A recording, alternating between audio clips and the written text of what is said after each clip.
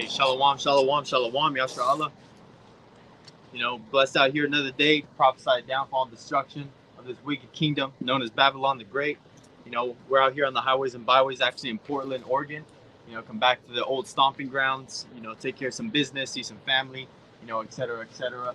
So, before, we get into this lesson, we always face the east and give all praises, honor, and infinite glory to Yahweh, Bahashem, Yahweh Shai, Bahashem, Rakadah. Double honors to the elders and to the apostles at Great Millstone that taught us this truth, and peace and salutations to all you hopeful elect Akim that are laboring by pushing this word in truth and in sincerity.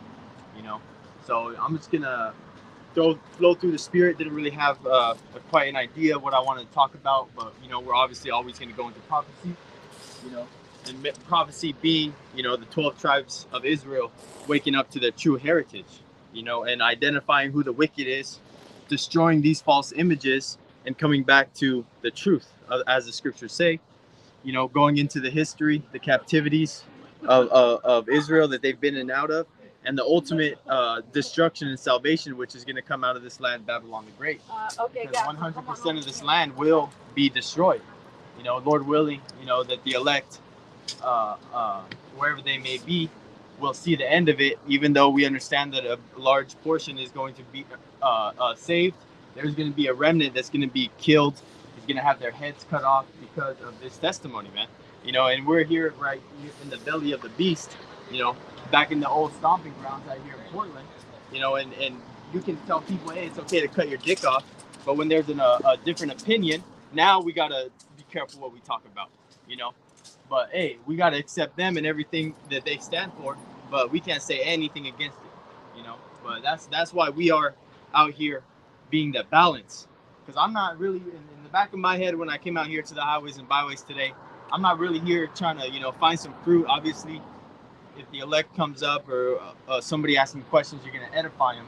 But really, man, the point is of this camp is to prophesy against this place, throw some curses up, and understand that really this place is really destroyed. Because if you do notice, there's not an established GMS camp in the Portland, Oregon area. There's the closest one is in Washington, the GMS Northwest. And, Shalom, Yahabashim, Shabbat to those brothers. But they're about 2 hours north, close to the Seattle area, and we're out here. I'm out here. The brothers are at camp in Boise, Idaho, in downtown right now. I believe they're streaming live right now. So, it's divide and conquer. Dividing our forces, and we're gonna conquer the rest of them. Because even though we're not a large number, we're not the biggest camp, but the words that we're speaking are very powerful, and no other weapon, no foundation, no organization, no government affiliation of these different organizations that are set up to take down the prophets, like the algorithms online, the NSA spying, and in Canada there was just a law passed. I don't know if it was a law. I have to do a little bit more research into it, but long story short is any podcast that you have now in Canada has to be registered with the government. We went into this in the Spanish sit down that I did earlier this week with the brothers, and at the end of the day, we understand that it's always about getting after the truth of what these prophets bring. The prophets being out of, Great Millstone and the other Hebrew Israelite camps that teach the correct doctrine. But the first scripture that I wanted to get today is something that we used to always open camp up with, because just the spirit that it brings. This is Deuteronomy 20 and verse 8. And the officers shall speak further unto the people, and they shall say, what man is there that is fearful and faint-hearted? Let him go and return unto his house, lest his brethren's heart faint, as well as his heart. So you're not really supposed to really care about what these people think, because a lot of these people are going to die in the famine. They're going to turn into cannibals. These women are going to get raped to death because of the amount of anarchy and that purge-like society that's going to completely engulf and envelop this whole world. Mainly the biggest destruction is going to be right here in Babylon the Great.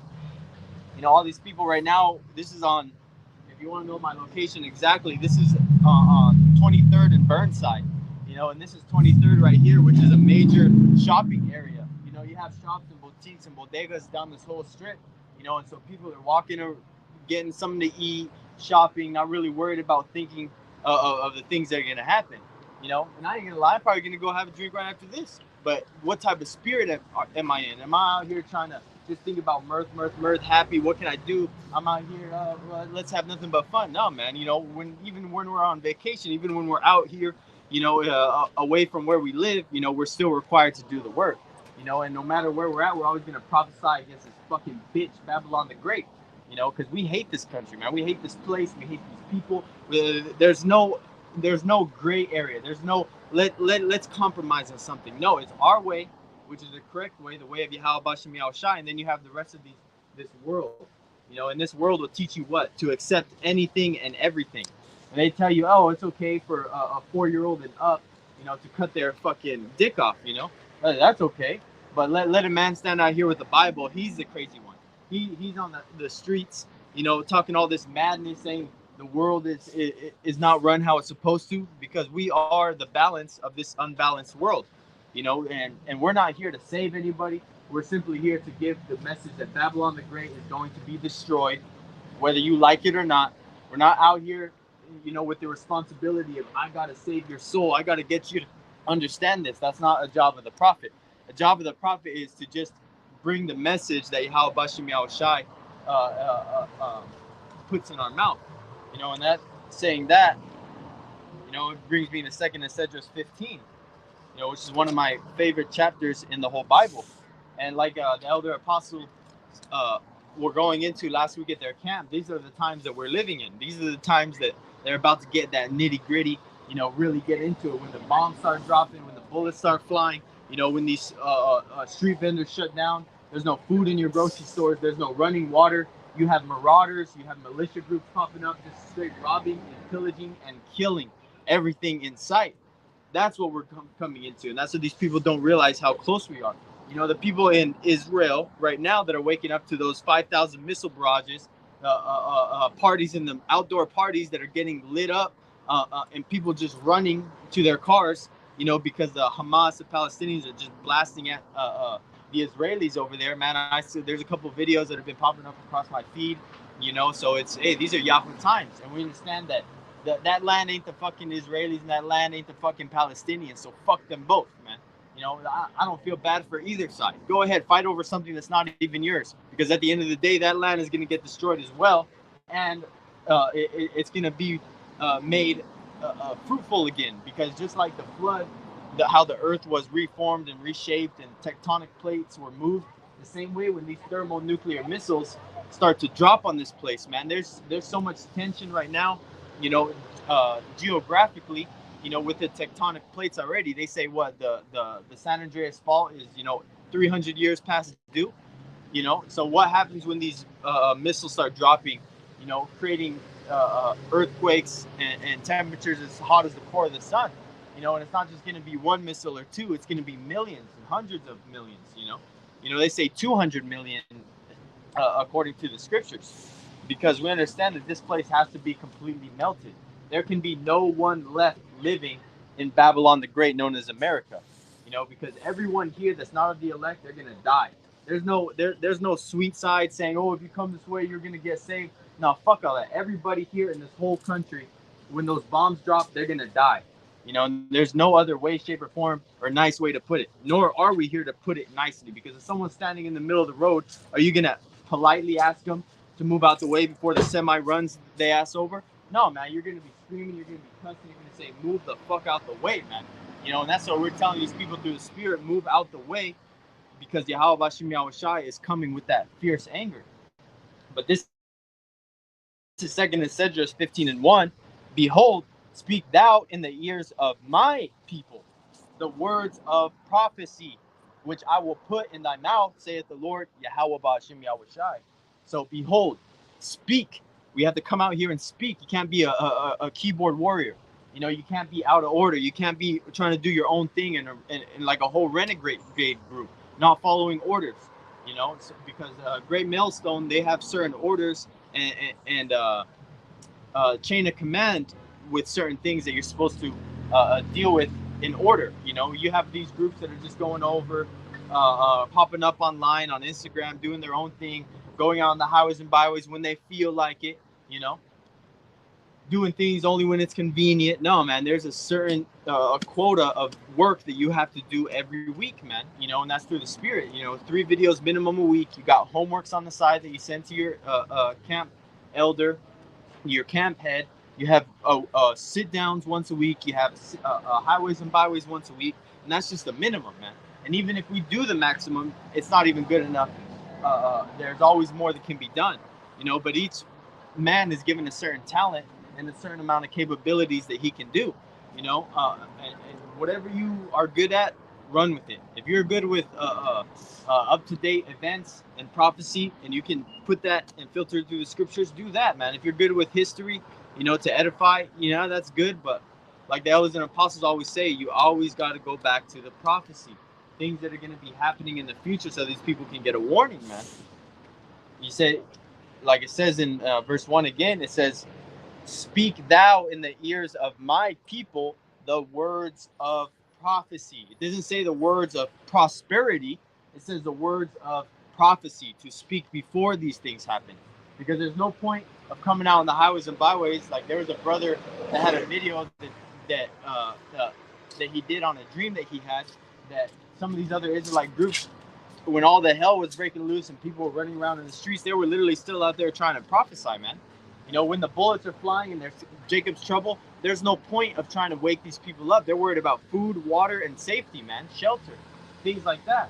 So you have to understand that at that time, there's certain things that you're supposed to be doing, and that's, hey, man, praying to the Lord that He's gonna have mercy on you in that day, because ultimately that's the only thing that's gonna be getting you saved through these days. That's the law, that mark of exemption from judgment. This is verse 2. Again, I will, verse 1, 2 Thessalonians 15:1, I want to finish that last sentence. "I will put in thy mouth, saith the Lord Yahweh Bashim Yahushai," because no one comes out and wakes up one day and says, hey, you know what, I want to be a prophet. The Lord puts it in your spirit to be diligent in learning and understanding what you're reading, to be able to put it in words to the best of your ability, come out here and speak. Because I know sometimes in my mind moves faster than my mouth can, so I'm trying to put together, words and sentences so that people can understand, but sometimes, it comes out as a stutter, it comes out repeating something, so, we're nothing fancy. We're not some special speakers that went to a seminary school and got a degree to learn how to do this, The only speech class I had was in high school. It was for 1 semester, but that didn't teach you anything. Really being public speaking is not really something that bothers you anymore, or me anymore, because I've been doing it for a certain amount of time where you're comfortable with it, and that's what I recommend to brothers, that, like it was recommended to me, that if you're alone, and you're new or whatever, do a 15-minute highways and byways lesson, man. To talk about what you do know, don't talk about what you don't know. Say something, back it up with scriptures. Say something, back it up with scriptures. And then through the Spirit, you're eventually gonna get a little bit better and a little bit better, to where you're just gonna flow. You're gonna look at the clock and it's gonna be already an hour into the lesson. Okay, and today that's what I'm gonna shoot for, about an hour. Lord willing, that it's edifying all the way through. And this is 2 Thessalonians 15:2, "And cause them to be written in paper, for they are faithful and true." And that is what these words are. They are faithful and true, because they will happen, and they are written by men that are divinely inspired. Because you have a lot of people saying, oh, it's a Bible, it's been rewritten, it's been translated. But hey, the Lord is not going to let His word get polluted to the point where no one knows the truth. Because I had a coworker say something to me. We weren't talking about the truth. He was having another conversation kind of with the guys. They were talking about the alert and the alarm, and some of the guys said they're kind of conspiracy theories and stuff like that. And the guy said, oh, well, really nobody knows the truth. And I said, hey, well, somebody's got to have the truth somewhere, because we were just talking. Now, I wasn't talking about what I do or anything like this. I just said, hey, somebody has to have the truth somewhere, and it's true. And that truth comes through the elders and the apostles at Great Millstone on down, man, with the correct doctrine. This is verse 3. "Fear not the imaginations against thee. Let not the incredulity of them trouble thee that speak against thee." Because the imaginations are Esau's FEMA camps, Esau's different torture techniques, devices. These imaginations. This is an imagination. White Jesus. These people that have their whole life dedicated to how can they rule over and take the world and rid it of the Israelites at the same time.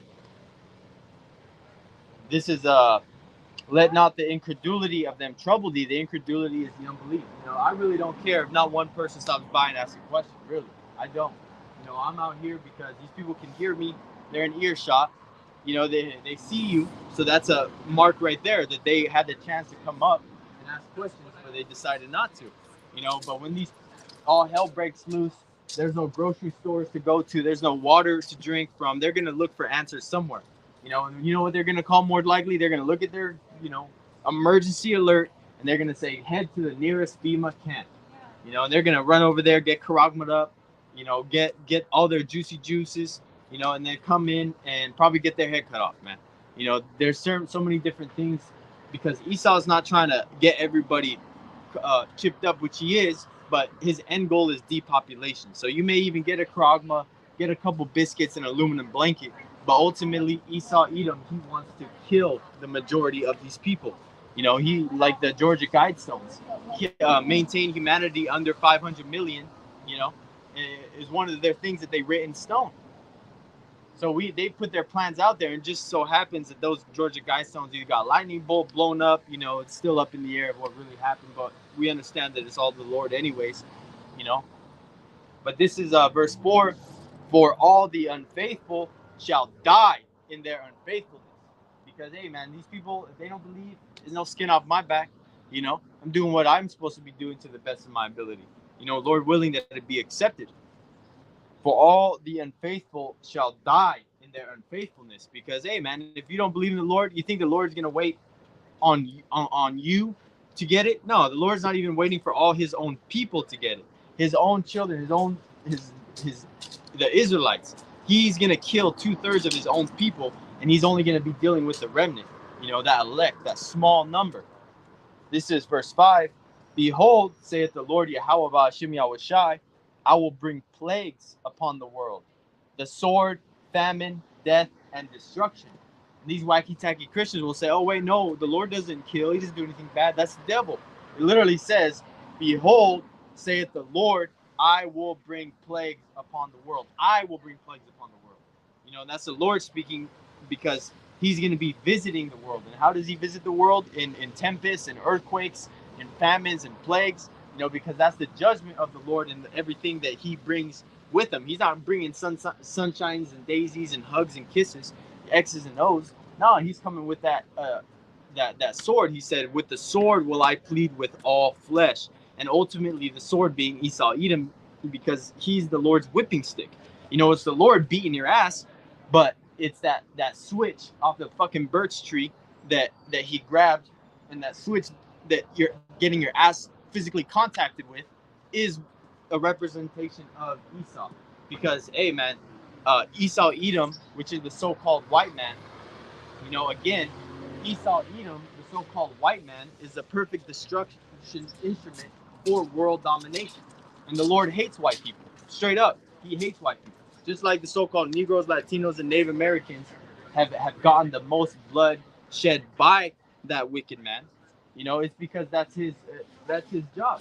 It's not the so-called white man's job to believe in the Lord, because if a so-called white man really believes in the Lord and the truth of scriptures as Great Millstone teaches it, more than likely that's an Israelite, man. Because faith is created with them.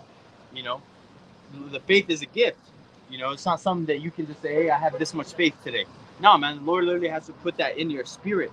And the Lord is going to have to put faith on 10, in these times that we're coming into, because faith is the only thing that's going to be in your head, that knowing that, hey, man, the Lord is going to take care of us. Like the scriptures say in Hebrews, it says faith is, I believe it's Hebrews 11:11 or 11:1. It says faith is a substance of things hoped for, the evidence of things not seen. So you can't hold faith, you can't smell taste, you can't give it a description. It's just something that the Lord put inside of you. Just like you can't put a shape on a soul, man. There's a spirit that the Lord puts on you. This is verse 6. Why is he going to bring these plagues? Why is the Lord going to bring all this judgment, this mass death, Why is he going to bring cannibalism to the streets of America? Why is he going to bring militia and widespread raping and robbing and pillaging to these lands, just like the fucking 1800s and before, just like 1492? He said all these other times in the world is not going to be as bad as it's going to get here in Babylon the Great in these last days. This is verse 6, the reason. For wickedness hath exceedingly polluted the whole earth, and their hurtful works are fulfilled. And those hurtful works being, their detestable things, their governments, the way that they rule the world, these different things that are just straight wickedness, man. This is therefore, saith the Lord. So that's when he says it's going to happen. This is verse 8. And I'm going to try to just keep going through this as long as I can, through the Spirit, because there's a lot of good points in this whole chapter, and that's the time that we're coming into. We're not coming into the time of prosperity. We're coming into a time that's going to be worse than the Great Depression, cannibalism, famine. This feminist movement is going to be kicked right out the door, man. It's going to be one of the first things to leave, man. Because these women that have that Miss Independent bitch syndrome, I don't need no man, are going to be those same women that are looking for a protection in any way, shape, or form.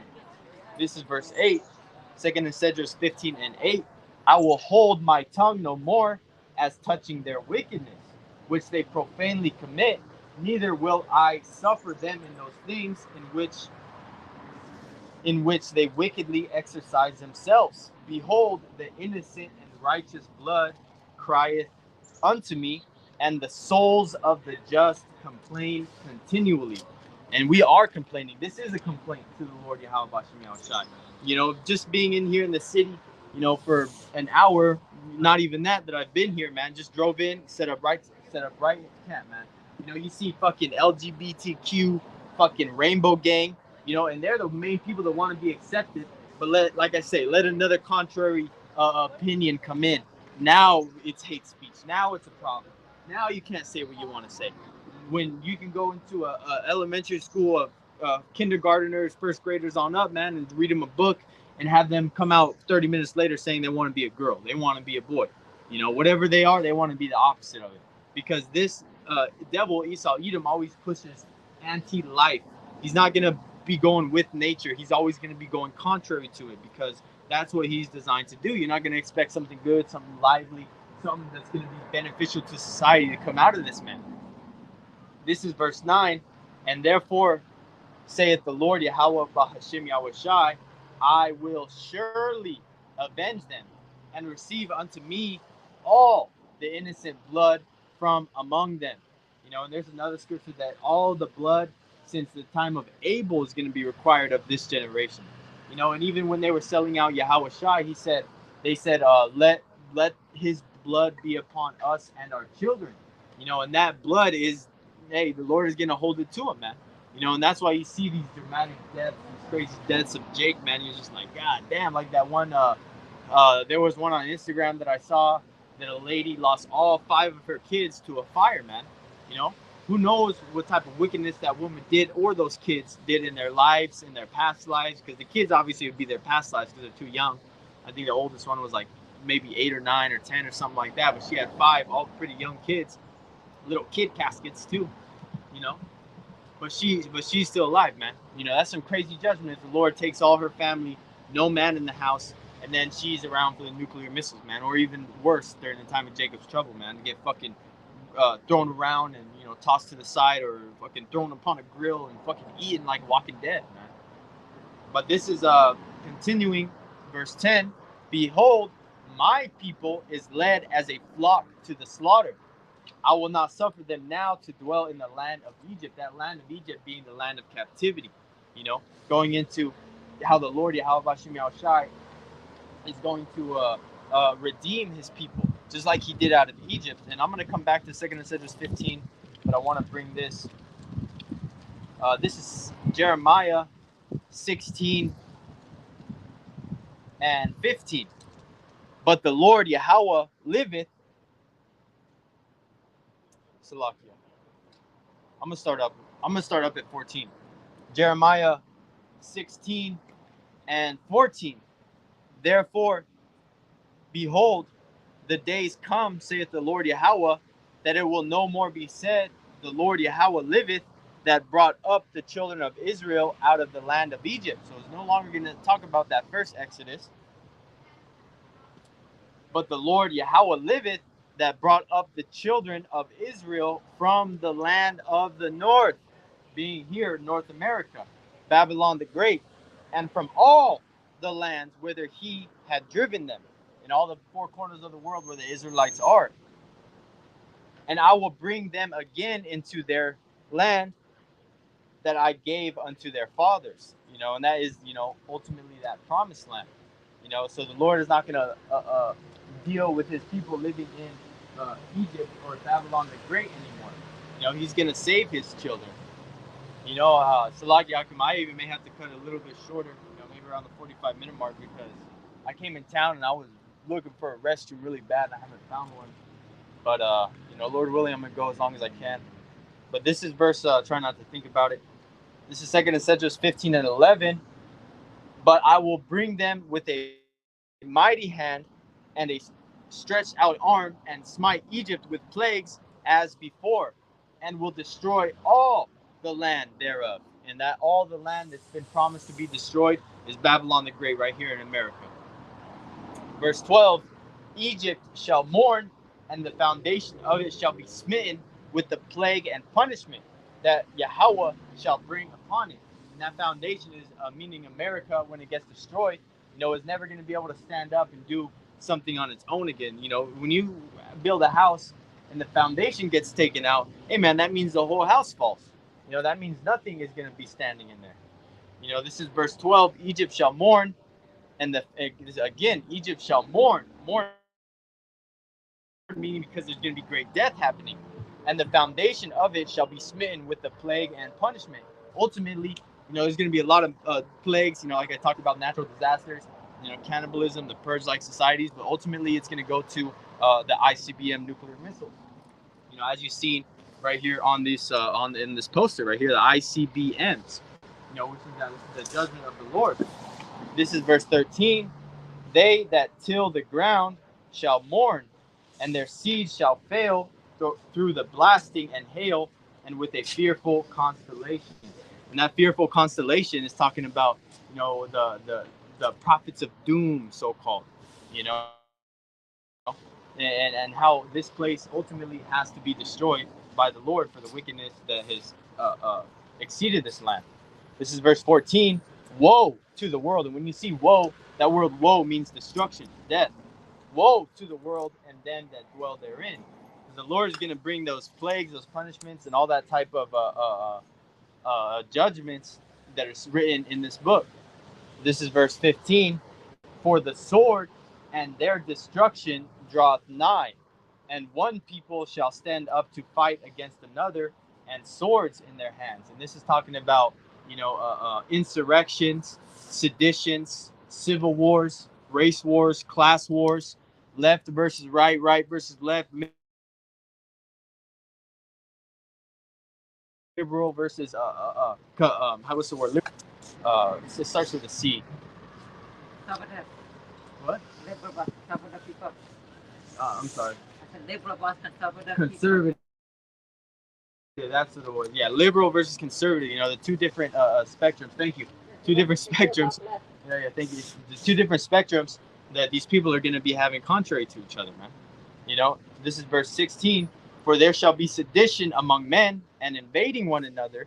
They shall not regard their kings, nor their princes, and the course of their actions shall stand in their power. And that sedition is going to be coming, when these gun-toting Edomites aren't going to want to lay down with the MOTB, being that that charagma that is going to be made mandatory to buy or sell in the society. Those good old boys, that Bible Belt, this is America, goddammit type spirit. They ain't going to go for that, man.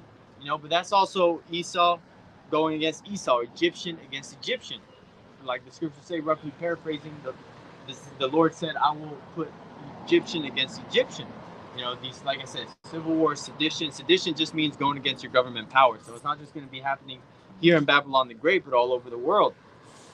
This is verse 17.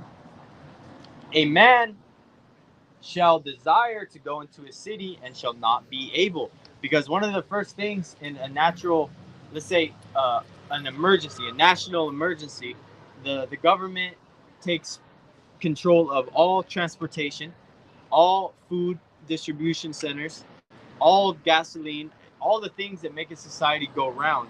You know, so when they put that martial law out, they're going to be roadblocks. They're going to put things into quadrants, you know, into a grid. You know, like in the 10 FEMA zones, you know, you're going to have other smaller zones within the 10 FEMA zones.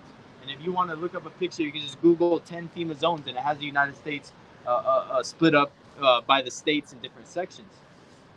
This is continuing. Verse 18, for because of their pride, the cities shall be troubled, the houses shall be destroyed, and men shall be afraid. This place is called the land of unwalled villages, because this place, if you go onto the coast, man, they have no military batteries, man. They have no way to defend in case an attack is coming from the sea, man. You know, that there hasn't been any embattlements there since World War II. You know, because they took him down expecting, hey, man, we're always going to be the top #1 power in their back of their head. You know, these cities, these towns coming into a new state is supposed to be walls, security type things, how it was in the ancient world. And now, you know, for an example, look what's going on in the southern border, man.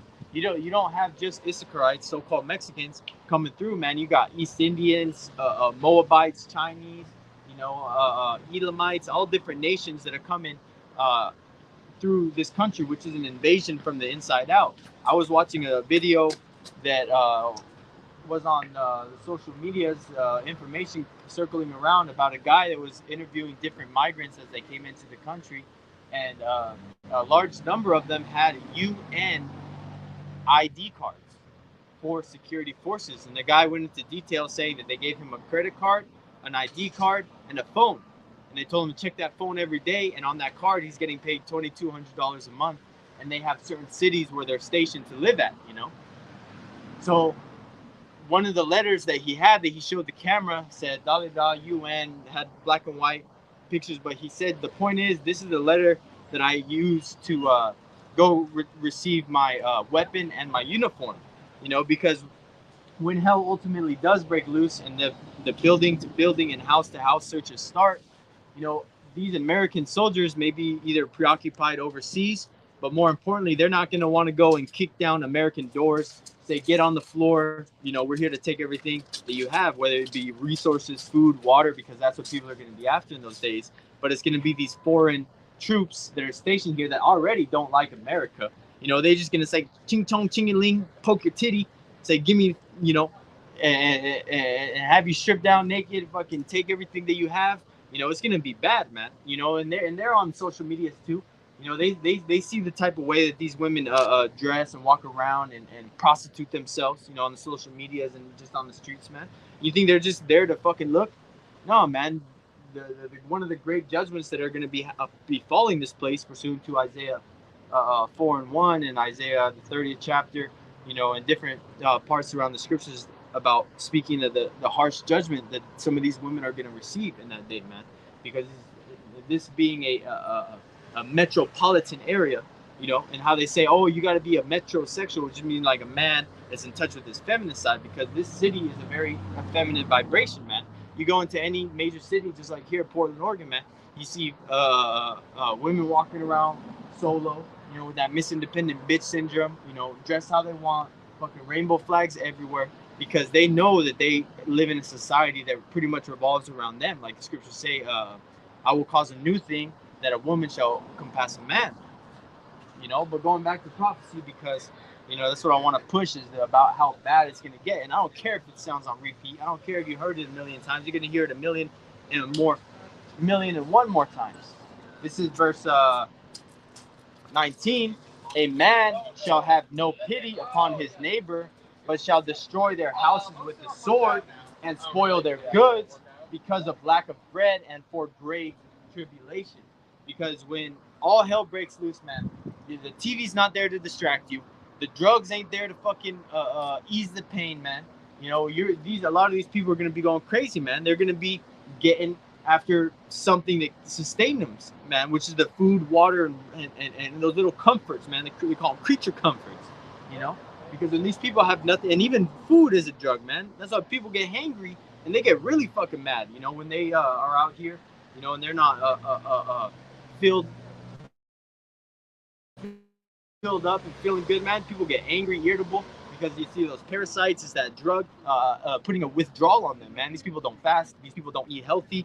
They eat fucking filler food. Like, let's say, like, you go out Chick-fil-A, you eat it, you know, you're hungry an hour later, man. And that's because this food, in the land of your Gentiles, you will eat polluted food, man, because it's going into that. This man, again, being in control, he's not gonna create healthy foods for you. You know, he's gonna grow food on land that's been completely saturated with all the nutrients, and then he's gonna take the nutrients and sell them to you in a fucking vitamin shop, you know, saying, hey, take this magnesium, take this vitamin C, oh, you're vitamin D deficient, you know, whatever. He's gonna sell it to you in a little bottle for a way more price. That you should just be getting that at the same time you're eating.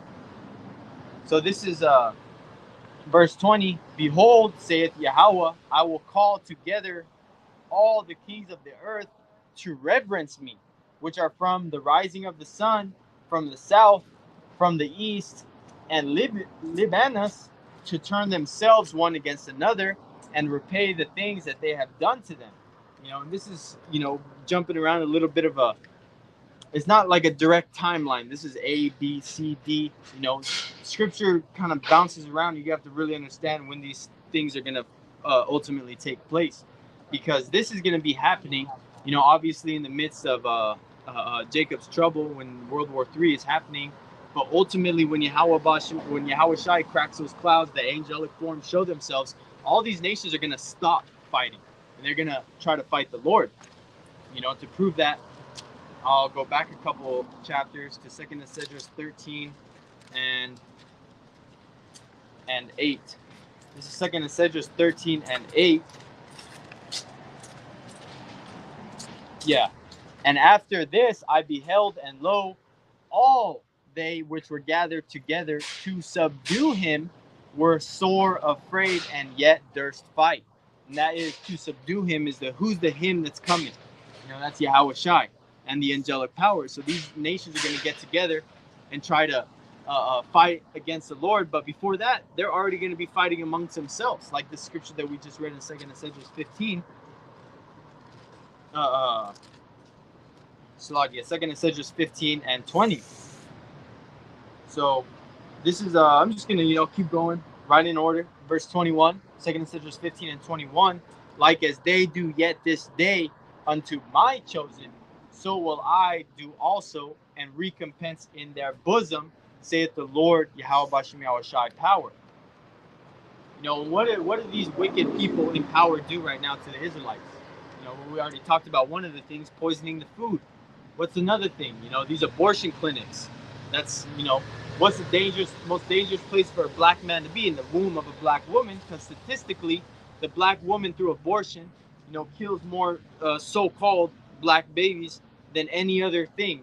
That being drugs, gun crime, you know, accidents, overdoses, being in the penitentiary, whatever it may be, man. Now, all those things combined that are plagues to the so-called black community, you know, it doesn't even compare to the amount of abortions that the black woman does to her own children.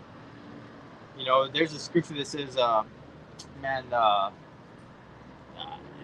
it's like, it goes along like the women of my people have become as ostriches, you know, which just means like they don't give a shit about their kids at all, man, you know. But yeah, I kind of want to jump to the next chapter, because this is a good one too. 2 Esdras 16 kind of got what I wanted to do over there. Kind of got the points that I wanted to get out of 2 Esdras 15. So let's go to 16. This is 2 Esdras 16. I'm going to start at the top. Woe be unto thee, verse 1. Woe be unto thee, Babylon and Asia. Woe be unto thee, Egypt and Syria. And one of these things this scripture that I like is because it names Babylon, which we know the Babylonians modern day, you know, are Esau, Edom, you know, the ones in power. And Asia being Moab, another major power, you know, and the Asia's over there. Woe be unto thee, Egypt, which could be going into the Hamites, you know, because they're on the continent of Africa, you know, and that was a Hamitic nation, which were the Egyptians, and Syria, which covers another large group, being the Ishmaelites. So all of these other nations got a woe sent to them. You know, this is verse 2. Gird up yourselves with clothes of sack and hair, bewail your children, and be sorry, for your destruction is at hand. And that's saying, hey man, why are you out here celebrating? Which we actually how do you say, we actually encourage these fucking heathens to enjoy the last of their captivity, man. Go max out your credit cards, go do all the fucking cocaine and smoke all the big blunts you want, man, because as soon as this shit ends, man, you're gonna be a slave. You're gonna be a slave for 1,000 years, talking about the Esau Edom, and then they're gonna be taken out. But these other heathens, they're gonna be slaves as well, but they're gonna get their land back after a certain period of time, after that 1,000 years, and they're still gonna serve Israel, but they're also going to be treated just maybe a little bit better after they got that ass whooping for 1,000 years. And then that put on your clothes of sack. This is a sackcloth because right now Israel's mourning. With this is the mourning state of mind. This is not me being happy and out here and I want to talk to people and hey buddy, fucking type that like the white people say, hey buddy, No man, this is mourning. This is serious business, and this is something that is coming really quickly to the forefront everywhere around the world. And as these heathen nations, they don't know anything. It's better for them to start getting in this mindset, than to be all happy and caught by surprise. This is what this is saying. Hey, man, be sorry, for your destruction is at hand. And before that, it said, bewail your children. Hey, man, because there's going to be a lot of little kids, man, because that are dying. Because what are the two major categories of people that are susceptible to famine? War, moving around, being a pilgrim, being in the woods, man. These are elderly and little children, man. So the elderly and little children are going to be the ones mainly affected, man. Because, hey, man, I've been in the bush for days at a time, man. And it's not anything that a little kid should be out in that type of environment, being unprepared. Because all these people are going to be unprepared when that day comes. It's not like they're going to have, they may have a couple supplies, but they're not going to have what they need to sustain themselves for a long amount of time. This is continuing, verse 3.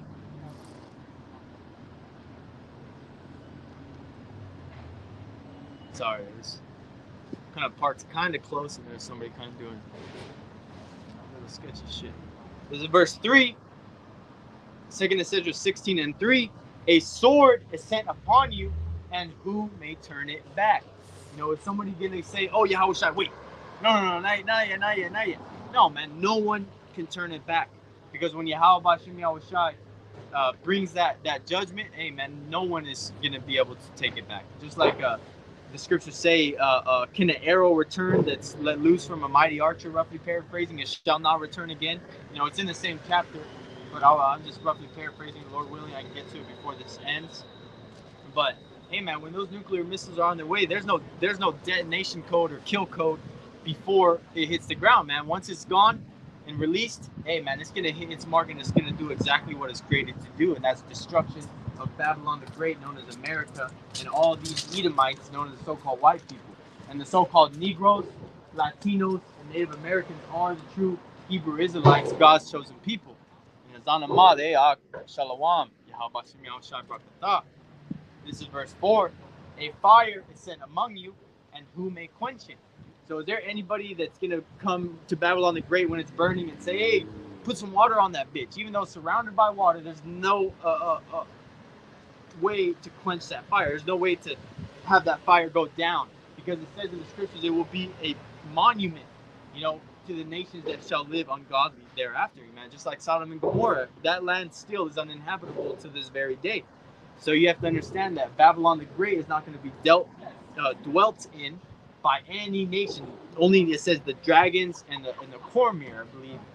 But it goes into like these desert vultures, and then also like these reptiles that are going to be able to deal with a certain amount of the radiation that's going to be on this land, because like in Chernobyl, there's still deers, wolves, and different plants that can be able to grow and thrive in that environment, even though they are still technically radioactive if you put one of those meters on it that make that click sound.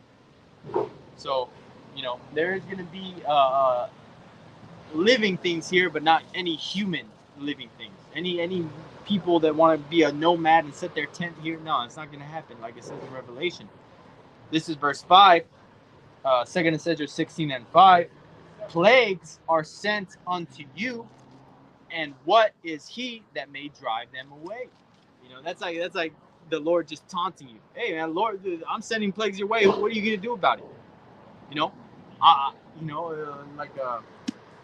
bad examples, but that one Kendrick Lamar song, it says, how's it go? It says, the winner's the man with the gun. I don't know, it's an older song, but it goes into, hey man, the person with the gun, they're in charge. You know, so Lord Yahweh Bashem Yahushua is gonna send that killing instrument, and he's in charge. He's not gonna beg and plead and come to a compromise and say, okay, I'm not gonna do it. No, the Lord is gonna send that judgment out. He's gonna destroy Babylon the Great, and all these people here with those smiles on their faces, man, they're gonna be turning to mourning. You know, that's what we're in the state right now. We're in the state of mourning, not mirth. You know, these people are happy. These people are no cares in the world. These people are probably getting some decent money. You know, the Lord gives us, you know, our daily bread, got a roof over our head, a car, gas, etc., extra money. Take the wifey out or something like that, you know. But we're not out here, you know, living it up. You know, like, it's not bad. You got 10 racks in the bank. You know, that's not real money. You know, real money is being able to, oh, you know what? I feel like Chinese food. I'm going to take my jet to China, eat, come back. Oh, you know what? I want to nap in Dubai, you know, over there. You know, that's real money, man. We ain't got no money here. Even if you've got a lot of money, even if you live in a mansion, even if you're Floyd Money Mayweather, that's not real riches, because as soon as the collapse of the dollar is here, it's nothing but paper money, man. Even you have gold bars and silver, no one's going to care about that shit. They're going to be more preoccupied with the amount of judgments that are taking place upon this land. This is 2nd Esdras 16 and 6. May any man drive away a hungry lion in the wood, or may anyone quench the fire in stubble when it hath begun to burn. You know, and that's saying, like, let's say you have a dry wheat field and someone pushes a match to it, and it just starts spreading quick, man, because everything is dry. That's stubble, you know, like leaves, dry leaves or whatever, pile of leaves. You know, once you start it, man, no matter how much you spread it, it's so dry and so thin that it's stubble that it burns so quick, man. And if you come across a hungry lion in the woods, man, shit. Yeah, right. You're not going to try to plead with the lion. The lion sees you, it's going to eat your ass, man. Verse 7, may one turn again. This is the scripture I was thinking of. May one turn again the arrow that is shot of a strong archer. And that is just a representation of, you know, when these nuclear missiles come and they're in the sky already, they're flying hypersonic speed, and boom, man, they're gonna hit their target. This is verse 8, 2nd Esdras 16 and 8. The mighty Lord Yahweh Bahashim Yahushai sendeth the plagues, and who is he that can drive them away? Is there anybody that can go toe-to-toe against the Lord and say, hey man, you know what, I don't think you should do this, I got a better idea? No, man, no one is going to say that, because everything is written, like I read before, for these words are faithful and true in 2nd Esdras 15 and I believe in verse 2. Salakia. Yep, 2nd Esdras 15 and 2, because they are faithful and true, man. These are the only words of truth that you're going to be hearing. You know, you're not going to get it from these fucking woke-ass podcasts. Everybody's got a podcast. Everybody's got a fucking opinion, but nobody is filtering it through the scriptures, man, which is the ultimate, you know, call of what is and what is not going to be. This is verse 10. He shall cast, Salakia.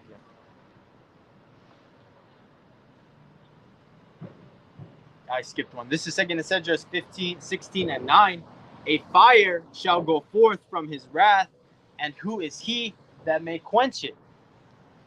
Yahweh Bashem Yahushai is not a double-minded man. He's not going to say that, you know, Esau Edom, what I'm trying to say, makes up the words like kinda, sorta, maybe. No, the Lord has a yes and the Lord has a no. There's no in between. There's no gray area. There's no fucking compromise when the Lord sends out his judgments. The only mercy that you're going to get, which is a yes or a no, is of the elect and the 1/3 out of Babylon the Great here in America. You know, the elect are all over the world, 144,000, but the bulk of the Israelites are right here in Babylon the Great. The 1/3 and 2/3 of the numbers that are going to be destroyed or saved here in Babylon the Great. Verse 10, He shall cast lightnings, and who shall not fear? He shall thunder, and who shall not be afraid? Like the old saying goes, oh, the thunder's outside, quiet, the Lord is speaking, you know? It's like a saying in the household. Because, hey, man, you hear a thunderstorm, and you're still like, damn, man. Because what is thunder? If you hear thunder, there has to be lightning. Thunder is not a cause of itself. Thunder is a repercussion of lightning striking somewhere. This is verse 11. The Lord shall threaten, and who shall not be utterly beaten to powder at his presence, man. Whew, and that just gives me the visual, the world of worlds, you know, with Tom Cruise, when those chariots are coming out from the ground and they're just fucking zapping people, man. And all you see is Tom Cruise covered in dust as he's running, and there may be a fucking garment flying, you know, some person that just got fucking vaporized. That's how the Lord is gonna plead with these people, man, because that's the only way these people are really gonna learn respect, man. You know, because like the saying, you know, you have those white parents that'll be like, all right, Tommy, I'm gonna count 1, 2, 3. No, you know what type of response you're gonna get from parents like that? You're gonna get that grungy ass white kid saying, fuck you, mom, you know? But we let you fucking not even give the kid a chance, yes or no, and he says no, you start beating that ass. You know, a hard head makes a soft ass, and you just start spanking him, man. Get the santo cinto. Fucking, that kid is gonna fucking cry. He's gonna stand straight up, because the next time you ask him that same question, he's gonna do exactly what he's supposed to, man. Because fear is a motivator, and like the scripture saying in Proverbs, fear is the beginning of wisdom. You know, and the Lord gives wisdom to who He sees fit. Just like faith is a gift, fear is a gift too. But fear is one of those things that you're gonna learn a little bit quicker, man. Because when you start to read these scriptures, man, you know, it's hard to kind of fathom, you know, when you're new to this truth about chariots and spiritual abilities, which, hey, man, when you hear those things and it just fully resonates with you, hey, man, good on you, man. You know, every Israelite's different, you know. Myself, I saw the fear aspect of it first, man, and I got my ass fucking in line, man, because, you know, when shit started going down and stuff like that in my life, you know, I knew it was coming from the Lord, and I knew I had to make a drastic change to you know, to get the fear of the Lord, you know, not away from me, because you're always supposed to have it, but you're gonna do something about that fear. You're gonna try to please the Lord, you know, because I started coming out on these highways and byways alone, you know, because I was like, damn, well, I may not have time to get it right with the Lord. And that was my mentality when I started my ministry, personally, not to talk too much about myself, is that I thought I didn't have enough time. I thought things were going to get worse and worse and worse in my life, to the point where I was through, man. You know, you see a lot of these people, they are through, man. You know, even though they may have some money, may have this, man, they're physically fucked up, they're mentally fucked up, they're on types of pills, man. You know, I didn't want to get to a point where, you know, and I wasn't like crazy or mentally fucking off or anything like that, you know, but I just saw what the Lord could do to you, man. Because I've had uncles, I've had tios, you know, that are fucking just off their rockers because they've been fucking with Esau's drugs too much, man. You know, coming out from like the crack epidemic, crack era, you know, that heroin and fucking all that shit, man. Fucked them up. You know, I've never done any of that shit, but who knows the type of path that the Lord could lead you down just to fuck you up, man. You know, and when I started turning my life around, hey, man, I got, you know, I'm not saying it got super easy, but I could definitely see the Lord working in my life to bless me, to put me in positions to keep going forward, man. You know, it's not trying to get a retirement, a big house, but to the point where the Lord will sustain you, man. As long as you're doing His work, you know, I'm out here, you know, fucking nitty gritty, Rip City, Portland. You know, I'm not scared, man, because I know what I'm doing is what I'm supposed to be doing to the best of my ability, and the Lord is going to be with His chosen. Lord willing, it be me. I'm not saying I'm chosen, but I just know that, you know, the Lord is working with me. You know, I have Yahweh Bashim Yahushai's name. Pray to that name. Pray to these things to not happen to me, and that the Lord, you know, can take care of us. Because, hey, man, America is going down, man, and America is going to get hit with thermonuclear missiles, man. Hey, man, America is about to be destroyed. It don't take that mark, you know. But these people, it doesn't matter, man. You know, you can tell them till you're blue in the face, man. The only people that this message is going to resonate with are the elect, man. The 1/3. Because the 1/3 is not going to they're a part of the elect, but they're not the 144,000 elect. They're the group of believers, the prophets, family members that aren't going to take the karagma, that are going to get saved, because the Lord chooses to have mercy on them. Like the scripture say, I will have mercy on who I have mercy. I'll have I would have mercy on who I will have mercy on. Roughly paraphrasing. I know I butchered this a lot here. But the Lord is going to be like, I want this man, and people of the world are going to be like, this man. I used to go to house parties with this guy, man. I used to fucking pass fucking backwoods around with this fucking guy. And he's out here with a Bible in his hand trying to tell me what I should and shouldn't do, man. Which, going back to what I said originally, we're not out here trying to convince somebody. We're not here to try to heap disciples. The job of a prophet is to read these scriptures, break them down so that people can understand them, bring that message across. As long as you brought that message, as long as these people understand what the deal is, man, the rest is up to them, man. You've washed the hands. You washed your hands of the blood of them, because everyone has a job. Everyone's supposed to be doing something. Look at androgynous fucking tranny, man. Fucking crazy shit, man. But you have to understand that this place is circling the drain, like that comedian George Carlin says, But you have to really think about that, man. Everything you see, man, is not going to be anything more. Go watch the movies like I Am Legend. My personal favorite is The Walking Dead, even though it's zombies and stuff like that, but it gives a really good, vivid description of how the collapse of a society could play out.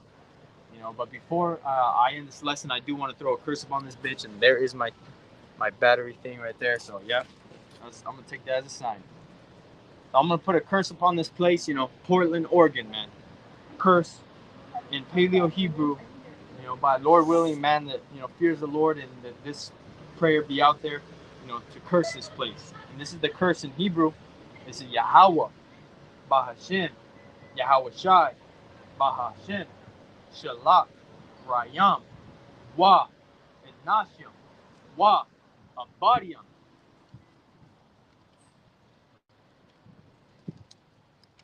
Wa, Paragyam, Wa, Mashapatyam, Al, Kal, Adawamyam, Wa, Gawayam, Wa, Ayabayam, Nawa, Babukasha, Babukasha, Babukasha, Yahweh, Bahashem, Yahweh Shai, the water, Aman. Amen. And that curse, I'll read it here in the English translation, is Yahweh, Bahashem, Yahweh Shai. He says, He exists in the name, He delivers, which is He exists is Yahweh, He delivers is Yahweh Shai. In the name, send evil and punishments and destructions and judgments and death to all Edomites and nations and enemies. Baba Kasha is just please 3 times, and then to end out the curse in the name of Yahweh Ba'ashim Yahweh Shai, the water Aman. So that this place is through, man. And it's just an honor to come out here to be able to prophesy against this wicked kingdom, this queendom, And so maybe I'll bring one more. This is Micah 5:15. This is the Lord. And I will execute vengeance and anger and fury upon the heathen, such as they have not heard. And they have never heard of the amount of destruction that is coming to this land, Babylon the Great. So with that, I'd like to give all praises facing the east, giving all praises, honor, glory to Yahweh, Bahashem, Yahweh Shai, Bahashem, Akakodash. Again, double honors to the beloved elders and to the apostles of Great Millstone that taught me this truth, and peace and salutations to all you hopefully like Akim that are out there laboring and pushing this word in truth and in sincerity. Again, this is the GMS Boise, Idaho camp, but I was out of town, taking care of some, personal business out here, and it's still a responsibility, no matter if you're a part of a different camp to wherever you're at, you still got to do the work. And since there's no established Great Millstone camp here for me to check in with, the orders are, just go out there by yourselves, do the best you can, and make sure, you bring the 12 tribe chart with you. And this is just something that if you're out in another city that you're required to do, so I made sure, got the garment, got my sword, the message, Lord willing, was edifying. You know, and that's why we're out here, you know, to bring this message to these people that obviously aren't ready to receive it. But like I said, I'm not here trying to, you know, looking to try to get fruit, because obviously if someone came up, I wouldn't be able to, you know, teach them and point in the right direction. Maybe a couple of YouTube channels, but really, this is about putting on the destruction and prophesying against this place. You know, the Lord willing, it was be edifying. Shalom to the elect. Until next time, shalom.